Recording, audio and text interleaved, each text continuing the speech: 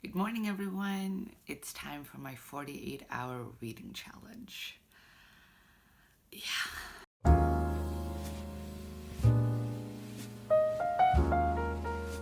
For all of you who watched my TBRC video for August, and also the one before that, I have a reading challenge wheel that I spin. And then when I play my TBR game, I pick books both for the prompts chosen by my TBR game, but also for the reading challenge. And if I don't complete all the 5 books that I chose for the reading challenge, I will have to take a punishment card for them, even though they're not for a TBRC prompt, but they are for a reading challenge prompt, which means that they count. So I had chose 5 books that I should read within like all of today or all of tomorrow. So before Monday, it is Saturday, 7 in the morning, and I have to read at least 5 books. So the books that I chose to like prioritize, if I manage to read all 5 of these books, then I can read, more books than that. And just like the whole point of this challenge is to see how many books can I read in 48 hours. If 5 is too many or too few, we'll see. But that's the point of the challenge. How many books can I read? At least 5 is the goal. Because if I don't complete any of these 5 books, I have to take a punishment card for when I do September. The first book that I chose for the reading challenge is The Gravity of Us. This is just a little bit over 300 pages, so I don't think it's too difficult. Then I have She Drives Me Crazy, which is less than 300 pages. So this is like 290 pages, which I think is also going to be fine. I don't have a single book on this list that is like larger or like longer than 350 pages. So I think that's going to be fine. And I also have both of these available on Scribd as audiobooks if I need to have that as well. So if I feel the need to have like any of these books as audiobooks while reading or instead of reading physically, then I have that option too. Then we have a middle grade and it's Stand Up Yumi Chung. And this is also barely over 300 pages. It's like 305 pages. And the text is also like very large because it's a middle grade. And this is kind of like a more of a funny story because it's kind of like a comedic way. So I think this is going to be quicker than the other 2 to read. Then I have the 2 shortest books. I have SMS von Soppero, and this is tiny. I think this is like 180 pages. This is 136 pages. So this is kind of like a short story, a novella, something like that. I think it would count as a short story. So this I definitely think is doable to read in this amount of time. And then the next one is definitely doable in this amount of time. And it's Cosmonauts. This is a graphic novel that I think is stunning. And it's also like a sci-fi graphic novel. And it has queer and diverse representation, which I think is going to be very fun. So these are the 5 books that I have to read for this challenge to avoid getting a punishment, which means that I would get both a punishment card and a book added next month. And I don't want to do that. But on Thursday, I started a different book because like I couldn't start these books. If I would read any of these books before this challenge, they wouldn't count to the challenge, which means that I wouldn't read them for the challenge, which means I would take a punishment card. So instead of like going for any of those, I started reading Antismals Historia on Thursday. I hoped to finish it before today, but I couldn't. I couldn't. But I have like 100 yeah, I have exactly 100 pages left of this book. So this is what I'm gonna do first. I'm gonna finish this book, and then I'm going to, pick a different book. And we'll see which I feel like first. I think what I would love to do going into this, I would love to start with the shorter books so that I feel like I'm making progress. That I will start with Cosmo Nights and SMS from Soppero, just to have like those out of the way, as they are the shortest books. And then I can say like I have read 2 out of 5 books, and that will feel, good to have like done that. And then I can have like the full length novels that are still shorter novels. So I think that's kind of like the plan. I'm gonna do that. So I'm leaving the male romance to the end and the female romance to the end. Yeah, so like that's the plan. Now I'm gonna read this, I'm gonna make some coffee and make breakfast. I am just very tired. I had a full week of work, and me and my colleagues, actually, to have like a kickoff, we went camping on Wednesday to Thursday, and that took a lot of energy. And I brought my cats, and it was just like 2 full days, and I was exhausted from that. And yeah. And then the students came on Thursday to school, and it's really nice to have like students at the school again. But I'm really tired. So that's the plan. I'm gonna read in Tyskmans historia, make coffee, and breakfast.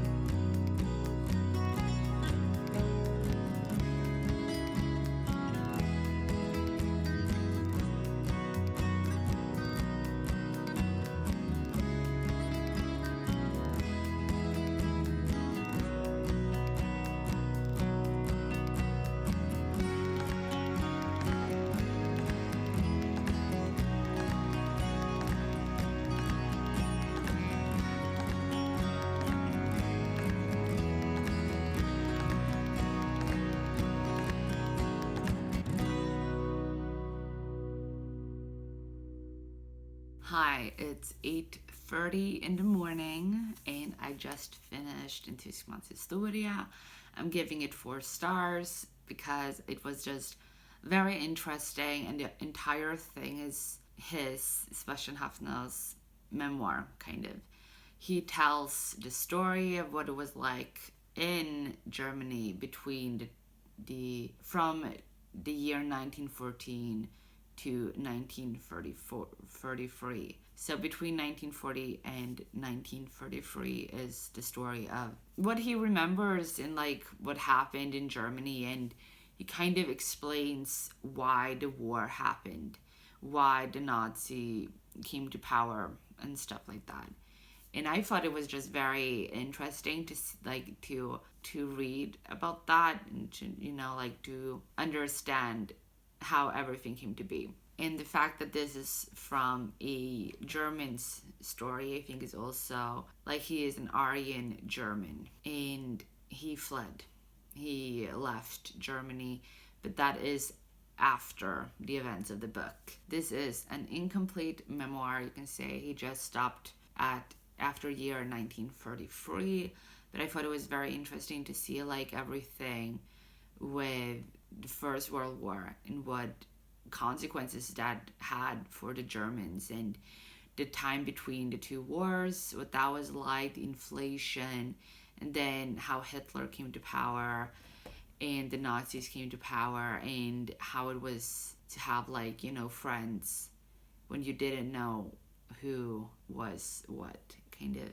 And seeing all of these things happening to fellow Germans because they weren't Aryan. And what I really enjoyed about this is the fact that he is a bit older than my grandpa, but my grandpa grew up in this Germany as well. Like, this book ends 10 years before my grandpa leaves Germany.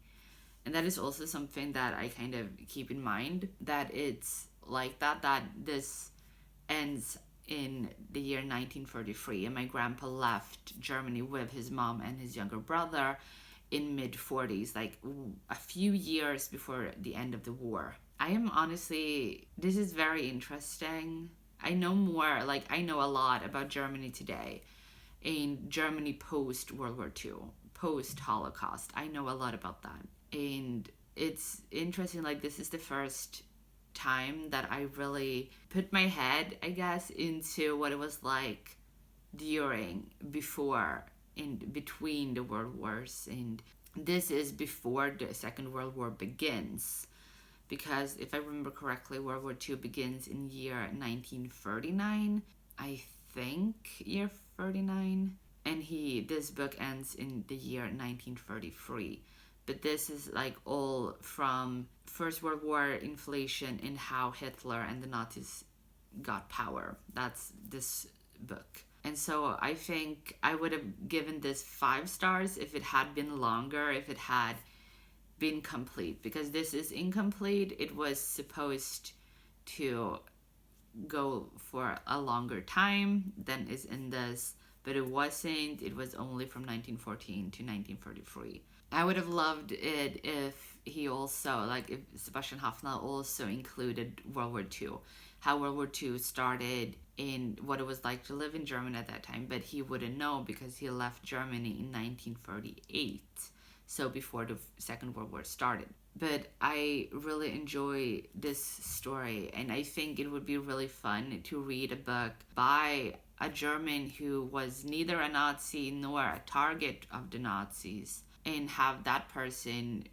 tell the story of being German in Germany when those people are hunting those people, and those people hate those people, want to drive them out of the country, and what it was like to just stand in between and be like, I have no issue with them, but if I say something, you will hate me and hunt me down too. So I just thought that was very interesting. But I would love to read a book like this for World War II.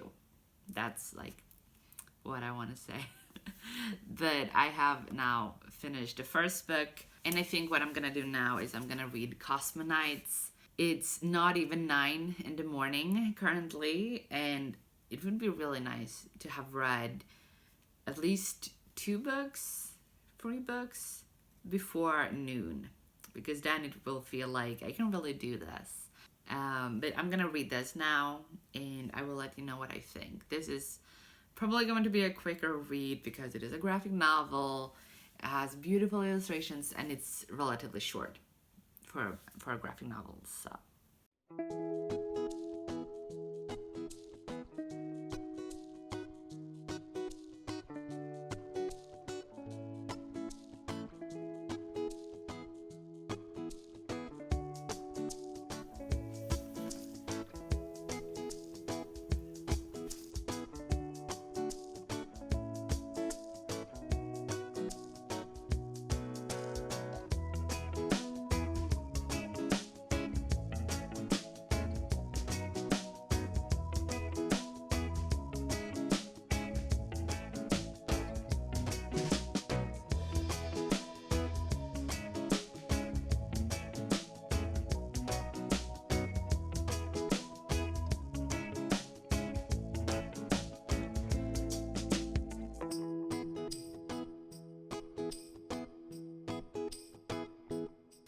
Hi, it's 10 sharp, and I just finished Cosmonites. This was beautiful. Like, the illustrations in this, gorgeous. And I didn't really know a lot of things about this going into it. I read the back, which is for this ragtag band of space gays, liberation means beating the patriarchy at its own game. And I didn't need to read more. I was like, I want to read this. I don't care what it's about. Because, like, that is enough for me to, like, pique my interest, you know? And what this story is about, there is a prologue where we have a girl called Pandora, and she goes by the name Pan, and she has a best friend. It's not specified if they're more than friends, like if they're dating or something. It's from the way that it's written, I assume that they are best friends. But Tara is the princess of this planet, and there is like this big thing with being a princess and nobility, that if you are a princess, you will be put in a metal cocoon, and Cosmonites, which is the name of the graphic novel, they will battle for you. And the Cosmonite that will win the favor of the princess will take the princess to the knight's sponsor. So there are people, you know, paying these knights to get the princess for them, you know? Like, that's what it's about. And Tara does not want to be married off. She is miserable with, like, being a princess and all of that. She really does not want to have, like, these knights fight over her and marry a jerk. And so because of that, Pan helps her escape the planet. And then we fast forward 5 years. We meet two characters who are Cosmonites, and they're both women, and they are married, and it's super cute. I really enjoyed those two. And we have Cass and Birgit. And the thing with Cass is that she was a princess 10 years ago, 10 years before the main plot, 5 years before the prologue. She was a princess, and she was supposed to have this game called the Jousting, where these Cosmonites would fight for her favor and take her to be married off to someone. And she was always like a big fighter. She like did a lot of boxing and stuff, and she was really, really strong. She's just like a badass princess. And she decided that she did not want someone to win her, so she won herself. So she actually like gained her own favor and freed herself. And after that, she and her wife kind of set off to do that for princesses around the galaxy, because like every galaxy has the jousting that you fight for to gain the favor of a princess. And so Cass and Birgit, they start going to different jousting, different games around the galaxy, and win the favor of the princess. And then they will take the princess far away and leave her on a planet and say you are now free to do whatever you want, be whoever you want to be, and things like that.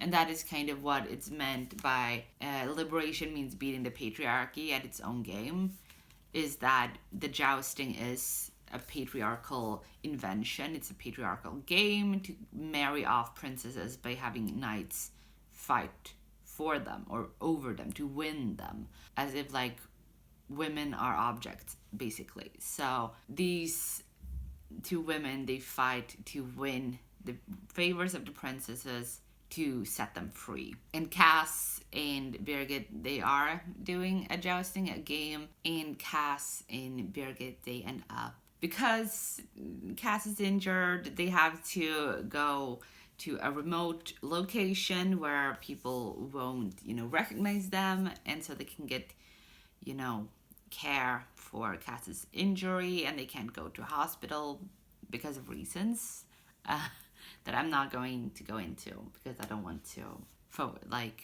go into that.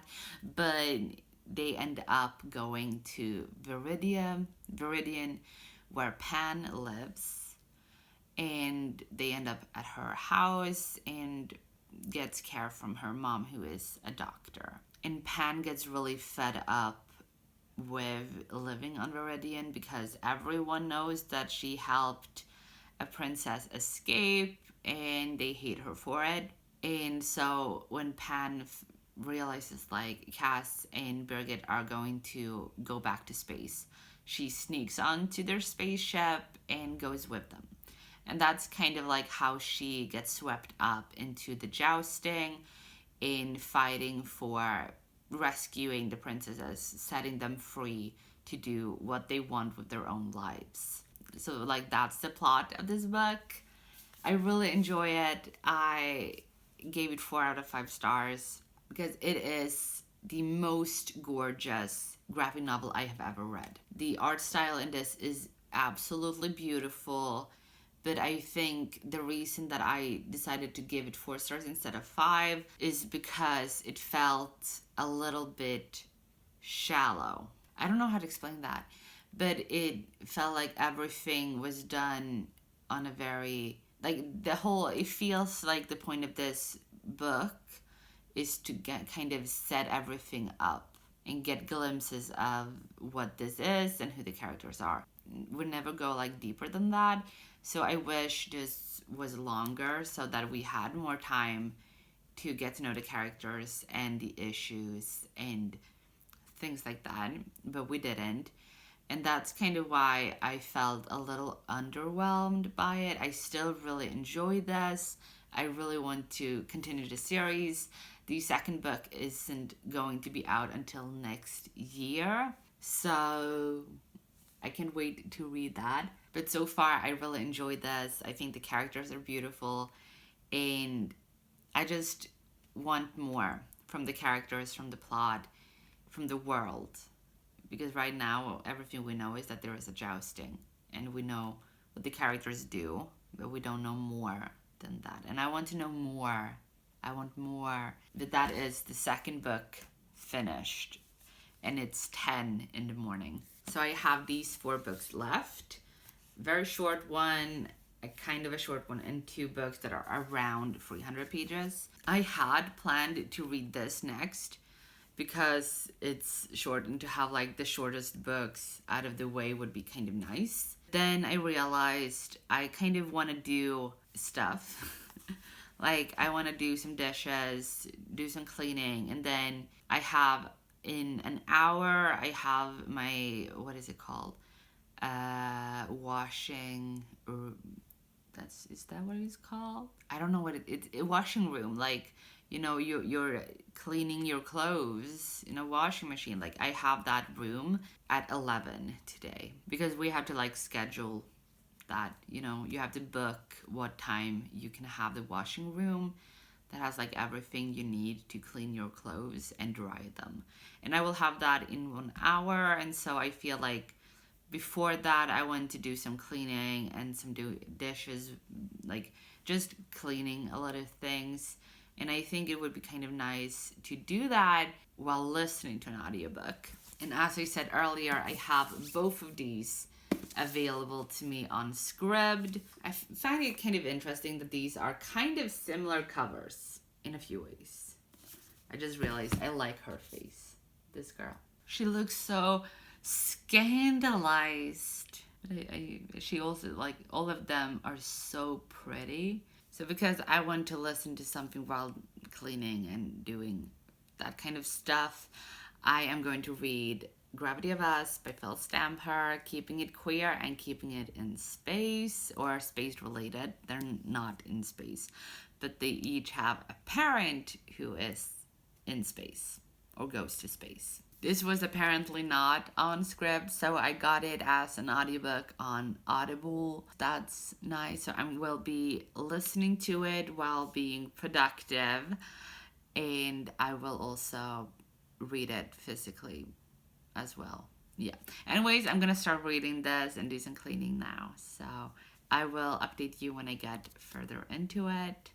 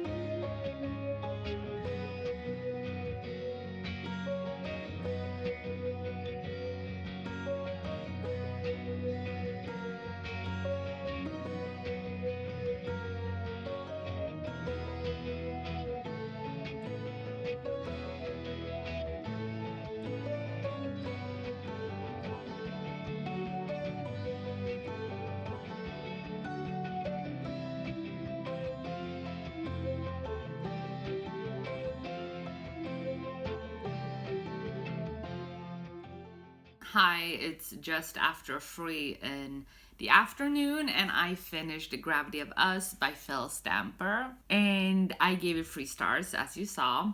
I really thought that I was gonna love this. 4 stars or 5 stars even, but I didn't. This book follows Cal, and he is born and raised in Brooklyn, New York, and he has his whole life there. He has his best friend there, and then suddenly he finds out that his dad applied for a new space program that is kind of like sending people to Mars and doing like an expedition on Mars.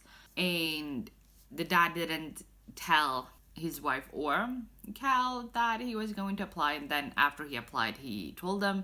And now in the beginning of the book, they find out that he got it. He got the position or the possibility to be sent to Mars, and so the entire family has to leave for Texas. So they have to relocate immediately, almost like pretty much immediately, just the next day or the day after the next or something like that. They had to leave almost immediately, and Cal had to give up a lot of things that he could no longer have because his dad would be part of a space program. And Cal has a big like dream of becoming a journalist, and he has his own like social media thing that he kind of tells his followers about what is going on around like New York, but other things also that has to do with the US.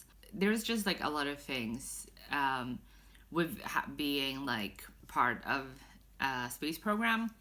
I don't think this exists, but in the book, everyone like this, the astronauts all and their families live basically on the same street almost. and they all live there, and they are all being astronauts for this project. They all are automatically part of a reality TV show. And this reality TV show is called Shooting Stars, and it involves the families of the astronauts as well as the astronauts and everything that has to do with the space program and NASA and things like that. And because of like a lot of things, and he doesn't want to give up his dream of becoming a journalist, so he keeps his online presence. I usually say this when I give like a 3-star isn't a low rating, but when I give a book like a 3-star or a 2-star or a 1-star, sometimes even when I give a 4-star, that I wanted there to be more.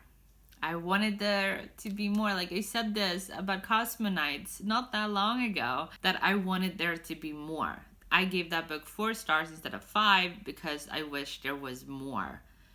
This felt shallow to me. It felt very surface level, and I wanted there to be more depth. I wanted there to be more intrigue. I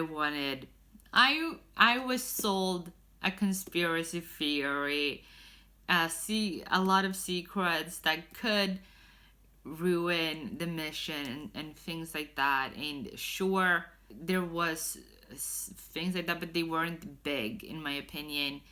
And it wasn't like there is something about this that doesn't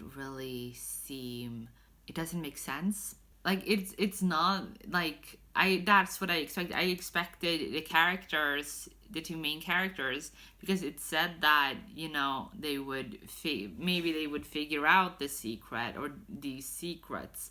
So I thought there would be like early on that something isn't right here. And then they would kind of like try to figure it out, growing closer while trying to figure it out. But it was never like that. It was never a big thing that they were trying to figure out. There was just a guy who did his journalist things in doing, like reporting of events and stuff that was going on relating to this project. But it just like what I read out of the synopsis isn't what I got when reading the book. That's like a summary of my emotions with this. I gave it 3 stars. Didn't really enjoy it. It was okay. It was just not like, even if I hadn't read the synopsis for this book, I still didn't really connect to anything in it. And I don't like when social media plays a big role in a book. I don't like that. That is a big reason why when I read like the viral series, no, not the viral series. I don't remember what that series is called, but there is like book, The Right Swipe, Girl Gone Viral, those books.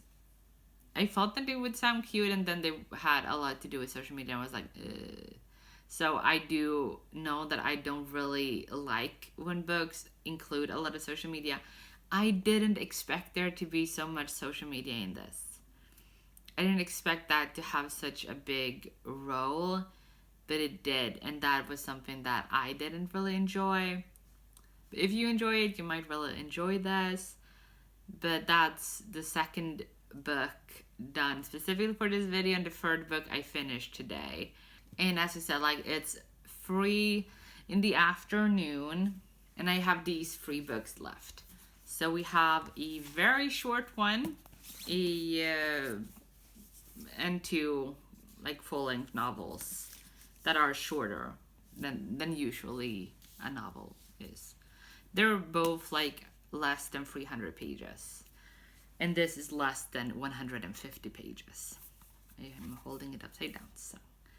So I am feeling confident now that I've read 2 books today, that I will probably be able to finish all 5 books within these 48 hours. Like, I have like 4 hours left today to read. I am going to bed at 7:30 in the evening. That's my bedtime. But I think what I'm gonna do is I'm gonna read SMS från Soppero because this is so short, and then I can just focus on these two tomorrow. And as I've said also earlier in this video, and when I did the whole like get TBRC for August, I don't have to read only these 5. The whole point of the challenge is to challenge myself to read as many books as I can within the 48 hours. So when I finish the 5 books, then I can say, oh, I want to see if I can finish 10 more books. You know, like I don't have to finish only these 5 books. I just want to say that. And I've already read 1 book more. I won't count the full, like the entirety of Entusiasmas Historia because I didn't read all of it today, but I will count the 100 pages that I did read today. But yeah, so I'm gonna read this now so that I only have 2 books left for tomorrow and like for the rest of the day. Like I can start this, finish this. I will definitely finish this soon. Then I can start one of the other books, and then I have like 1.5 books to read tomorrow. That is like a set TBR. And then I can see what more I can read, you know? Like that's the plan.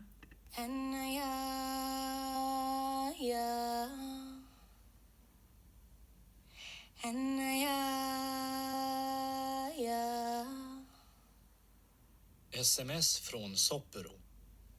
En roman av Ann-Helén Lestadius. I radiobearbetning av Eva Staff. Uppläsare spelar alla roller. Sång och komposition Maxida Märak. Första delen av 11.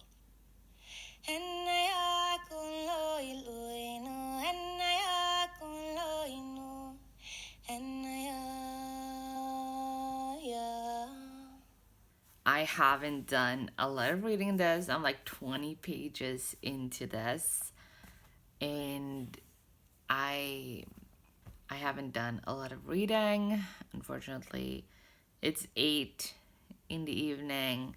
I have read like 20 pages of this book. Not happy about that. But I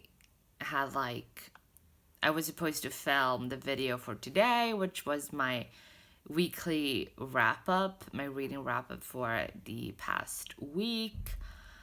And I did that. It didn't take that long to film, and then all I had to do was to like move the videos to my computer, edit them, and put them up, and then I had the rest of the evening to read. That was the plan.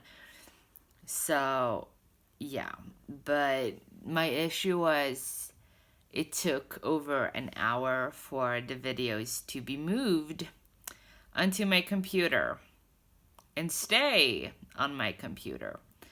So I had a lot of like technical difficulties with the videos, with like uploading the videos to my computer so that I could edit them. And it was just a whole thing. And yeah, so I haven't had a lot of... I've just had a lot of things going on with the video, like those issues and stuff, that the time just flew by. But I am hoping to read at least 1 chapter of this before I'm going to sleep, so that I have less reading to do tomorrow, because tomorrow is the last day of this vlog. So halfway done, and I don't really know if I should be worried or anything. Like, I have this tiny book left and these 2, and I don't know. But I will also tomorrow have to go grocery shopping, because I forgot to do that on Friday for, you know, like making meal boxes for the entire week. Because I'm not the kind of person that going to work, I bring leftovers from the dinner before, because I don't like the food that I eat for dinner. I can't take as a leftover the next day. I only do 1 portion. Like I live alone. I'm only doing enough for me. But when I do for the entire week, I make more so that I can make for an entire week. So that is something that I'm gonna have to do tomorrow. I have to go grocery shopping and making the lunch boxes for the entire week. So I will do some cooking and stuff. So I will definitely have to get an audiobook for She Drives Me Crazy or Stand Up Jumi Chung. We'll see tomorrow, but the plan right now is reading at least one more chapter of this. It is 8. I'm usually in bed at the moment, like at this time. I'm usually in bed, and right now I'm just waiting for the video to be uploaded so that I can go to bed knowing that it's uploaded. So like that's why my plan today didn't really go as planned.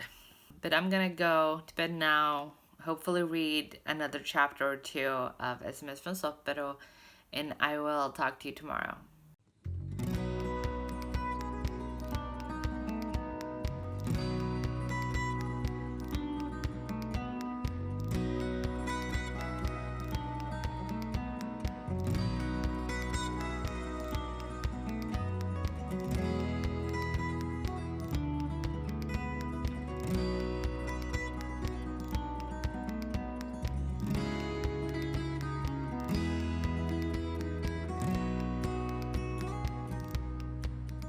So it's right after 8 in the morning and I finished SMS from Soppero. I'm giving it 3 stars and I really enjoyed this.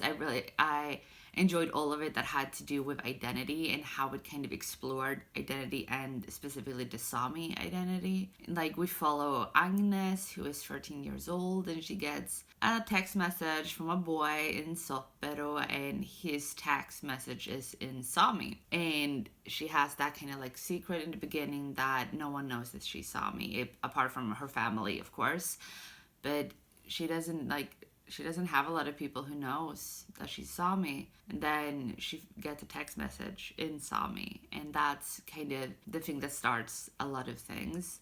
But this book isn't about the love story between her and this guy called Henrik.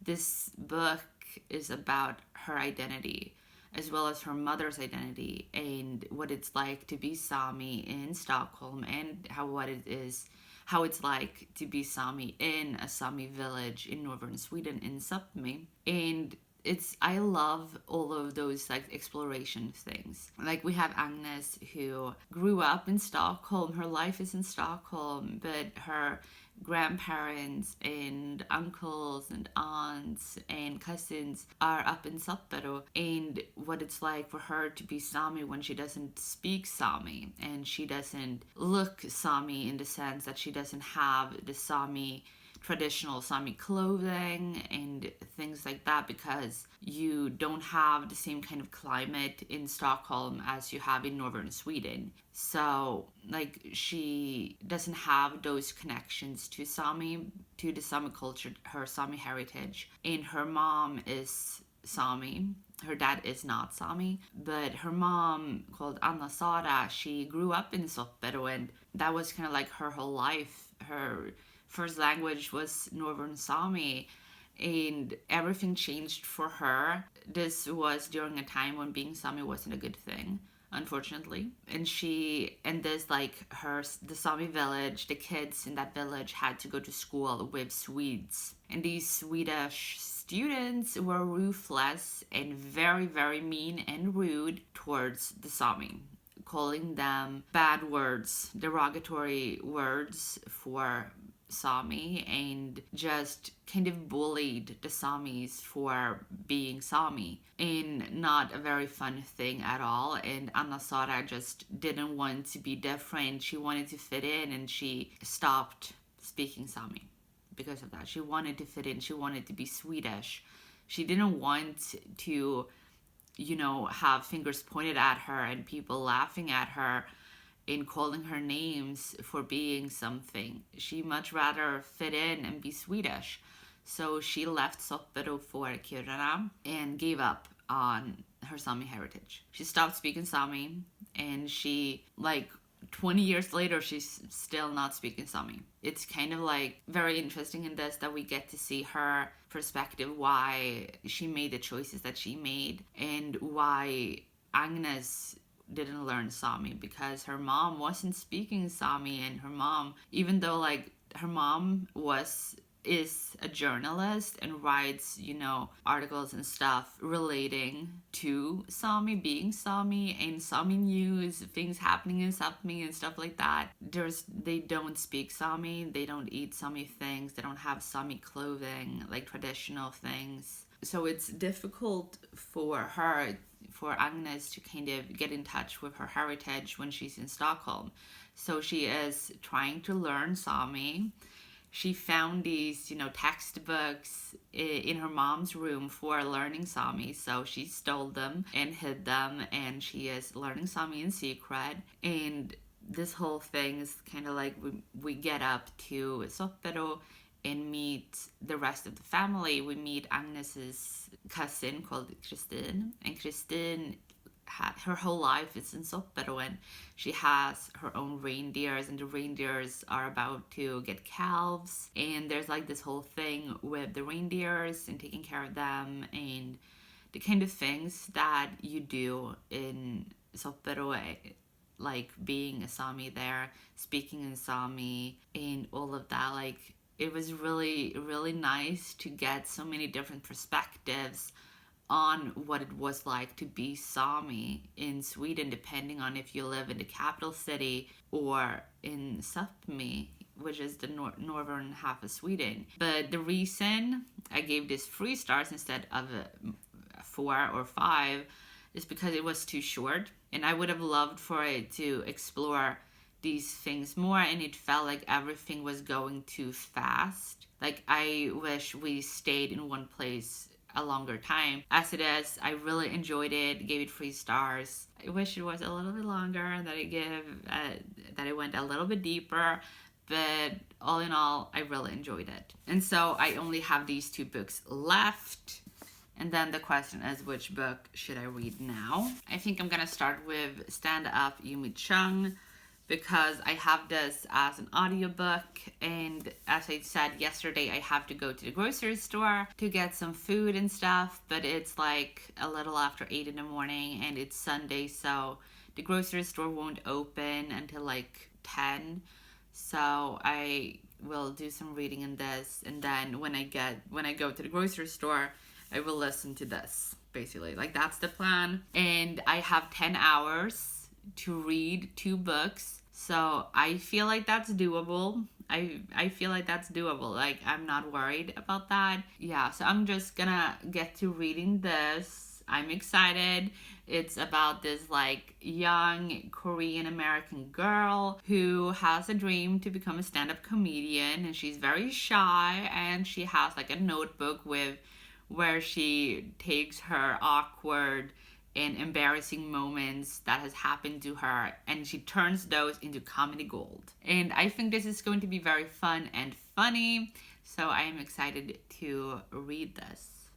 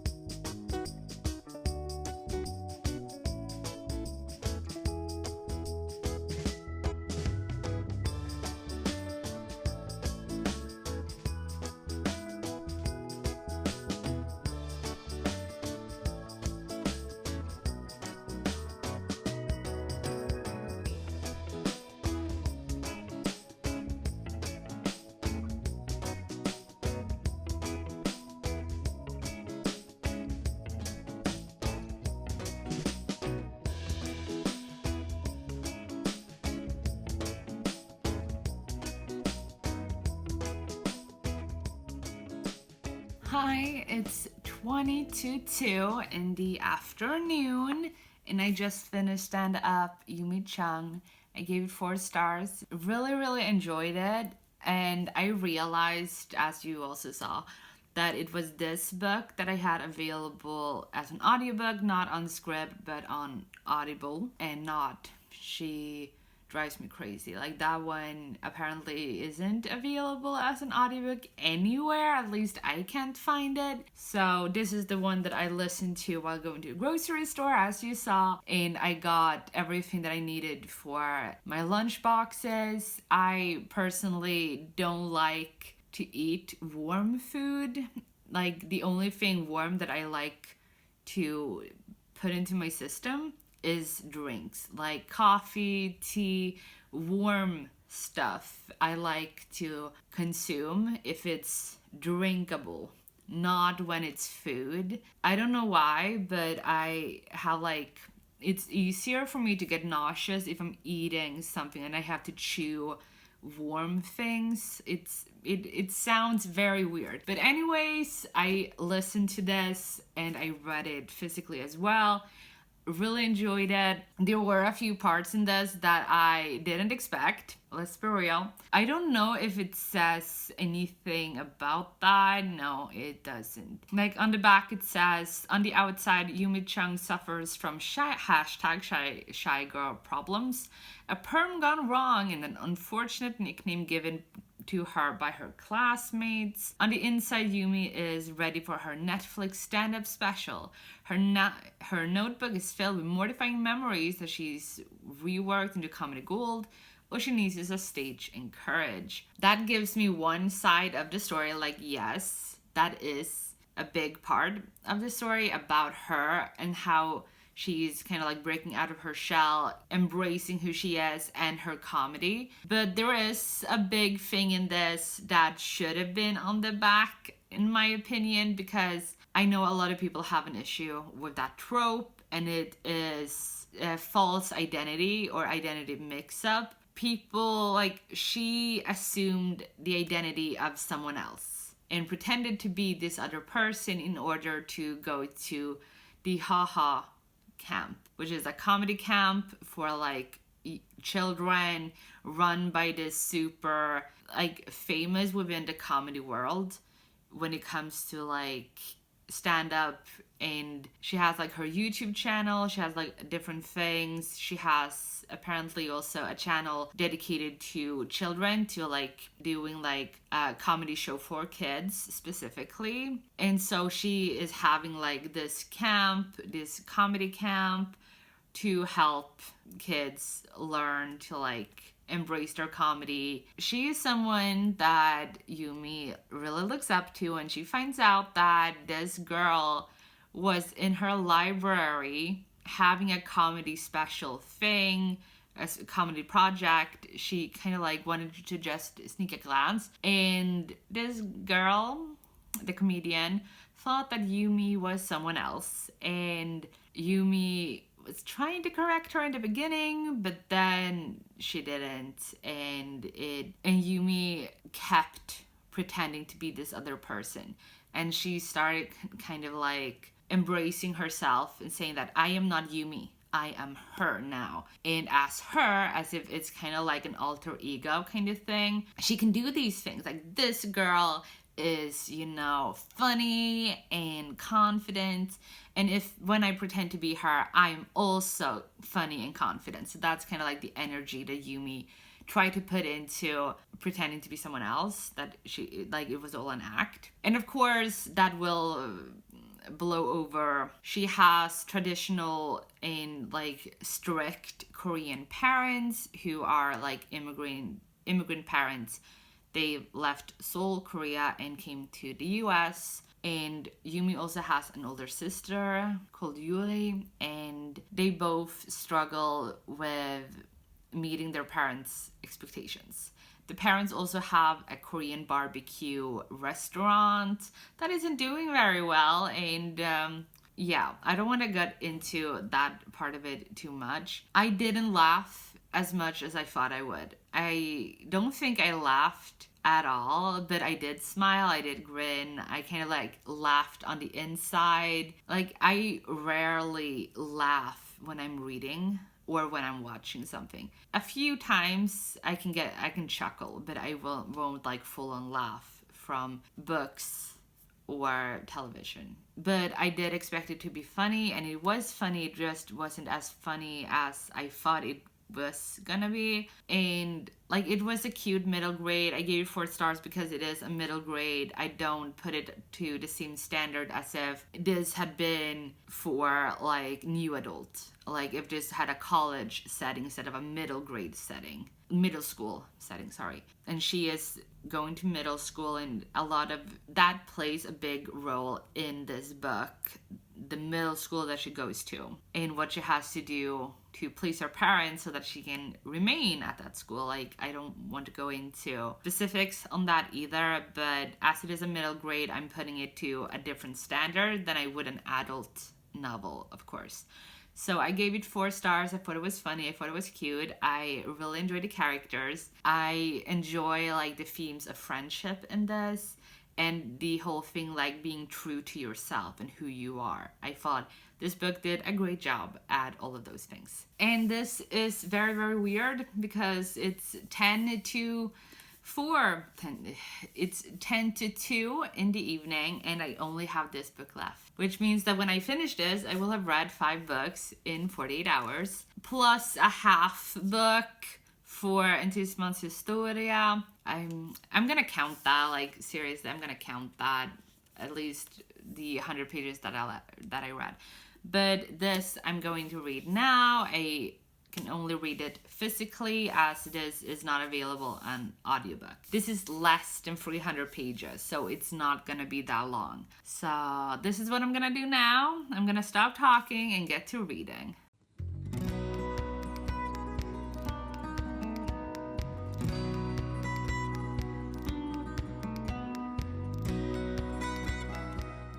Hi.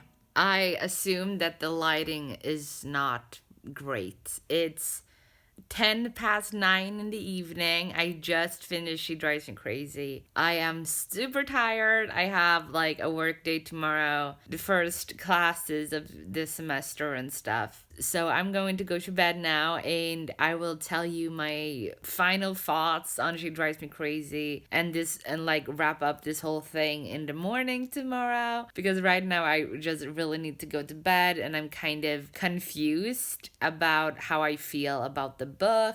Yeah, there are just like a lot of thoughts going on right now, so I will wrap all of that up for you tomorrow. So I will see you in a little bit. Good morning. I know like my voice breaks. It's a male puberty or whatever you want to call it. It breaks. Anyways, good morning. It's 6:20. And as I told you yesterday, I finished this at like 9 in the evening. I usually wake up between 5 and 6, but because I went to bed like 2 hours after my usual bedtime, which is like between 7 and 8, I decided to wake up at 6 instead. So I went up at 6. I've been up a while, but now I'm here to talk about this book. Now that I have, melted it inside me, my thoughts and stuff like that, I really didn't know how to rate this book. Yesterday when I read it, I was like, this is 5 stars, clearly. And then other parts of it, I was like, I am not enjoying this. And then I was like, it's a 3-star. And I just went back and forth between different ratings because I really do not know. At least, like, I really didn't know what to rate this. And it's very, very weird because I thought this was gonna be really cute and a love story. And it kind of is. I'm just gonna say it like this. From what I expected from this is, like, everything that happened in the synopsis happened. There was a slight car accident that had these 2 girls carpooling. So Scotty, who is this girl who plays basketball, she has to drive Irene, the cheerleader, to school every day for like almost a week. But then the other thing, like the fake dating thing, it didn't happen until 100 pages into the book, which is very, weird considering it's less than 300 pages. So a third into the book, it happened. And another thing that I want to say about this is it is less than 300 pages, but it felt like 500 pages to me. It felt like a lot of things were just dragging on, and it just felt like everything was taking such a long time, and a lot of things happened, a lot of things were focused on, and it just went from point A to point B very, very quickly. And I was left very confused by these characters, especially Scotty. Irene, I absolutely adore Irene. I love the other characters in this, the best friends. Absolutely fantastic. Danielle, love her. Honeybell, love her. And like, I get Scotty. I understand all of her issues, but I feel like it was done in a way that makes me feel like it was more convenient. What is a way for these two girls to not be together? This thing. And like, that's kind of how it felt for me. Like, it frustrated me. And I'm not saying that what Scotty went through was for convenience and things like that. Like, I get it. I understand how she was feeling, why she was feeling it. But I felt like for the sake of the book, it didn't give me what I thought I was gonna be given, which I said for another book also. But it's just very, very weird. I really didn't enjoy a lot of things in this book, unfortunately. And that's kind of like where I landed yesterday. What rating should I give this book? Because like, there were a lot of things in this that I absolutely loved that I would give 5 stars. But I don't think I would ever reread this book, only because of things that happened in it that I didn't really enjoy reading. And like, people make mistakes, people do bad things when they're hurting. And I'm not saying anything against that. That is not why I didn't really enjoy the book. The reason I didn't really enjoy the book is that it was things that happened that was just like, I'm not enjoying this. And it's not just what happened like with Scotty, it's a lot of things that made me feel like that. And I think Scotty is a very relatable character. I relate to her a lot, and the same thing goes for Irene. And it doesn't have to do with them or their relationship that makes me feel like I don't want to reread this book. That only has to do with like all of the things in it that I feel bored by. Because I thought I was going to get a romance that it was like fake dating, and I did get the fake dating part, but it's not so much focused on the romance. And that's kind of like something I didn't expect there to be. Like, I thought there was gonna be more focus on the love story, which it kind of was, but the love story was kind of to the side. And there was another thing, like with the ex-girlfriend that is mentioned in the synopsis for Scotty. That whole thing plays a bigger role, in my opinion, than the love story between Scotty and Irene. I think it's a good book.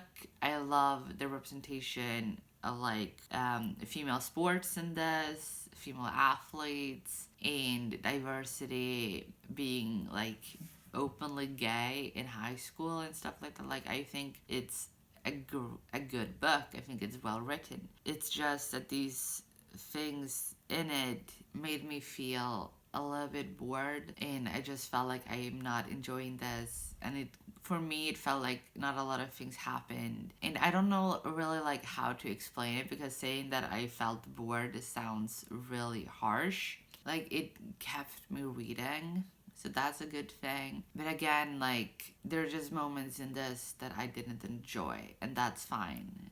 Everyone has that with books. So I'm gonna give it 3 stars, just for like that. And then if I change my mind to 4 stars, you will notice on Goodreads, I guess. But right now I'm gonna give it 3 stars. So to recap, I read 100 pages of Intis Quans Historia and I gave it 4 stars. Then I read Cosmonites by Hannah Templar, and I gave it 4 stars. The next book I read was The Gravity of Us by Phil Stamper, and I gave it 3 stars. Then I read SMS från Soppero by Ann-Helén Lästadius, and I gave it 3 stars. The next I read was Stand Up Yumi Chung by Jessica Kim, and I gave it 4 stars. And the last book I read was She Drives Me Crazy by Kelly Quinlan. I gave it 3 stars. Yeah, so that's all the books that I read this weekend. It's very interesting to kind of wrap it up because I did read quite a lot this week in over like 48 hours. And I'm kind of scared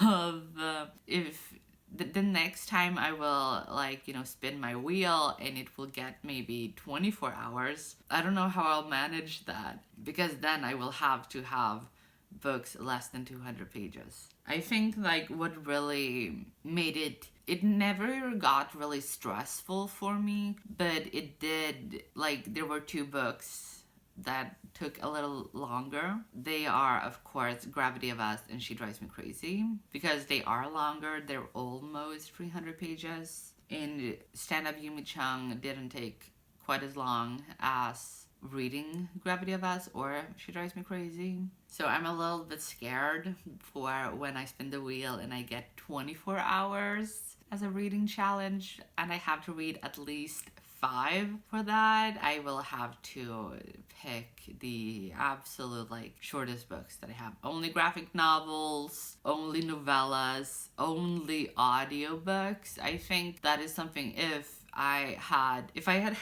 an audiobook for She Drives Me Crazy, I think I would have been able to squeeze in another book as well, but because I had to read it physically and it took me 6 hours to read it physically, which I'm not used to it taking that long to read a 300-page book. Usually for me it's 100 pages an hour, but this time it took 2 hours to read 100 pages. And I'm not used to that. I'm used to having it go quicker. So that is also a reason why it felt like that book was a lot longer than it was. It took a longer time for me to get through it. But yeah, that's it for this 48-hour reading challenge. I hope you enjoyed. Please leave a like if you did and subscribe if you want more from me. And I will see all of you next time. Good reading. Bye.